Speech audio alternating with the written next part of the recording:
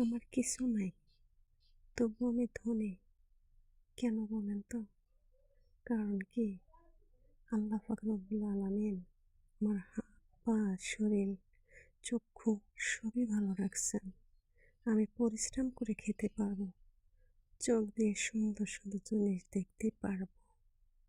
এজন্য আমি নিজেকে অনেক ধন্য মনে করি, আল্লাহর কাছে শুকরিয়া আদায় করি।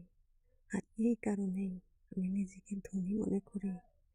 যার এগুলো সবই ভালো আছে, সে কখনো গরিব হতে পারে না। আর গরিব তো সেই, যে কোটি কোটি টাকার মালিক, অথচ ভোগ করতে পারে না, অনুভূতি ফিল করতে পারে না।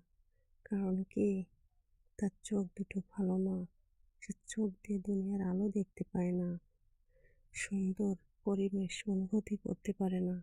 সেই তো হচ্ছে প্রকৃত গরিব।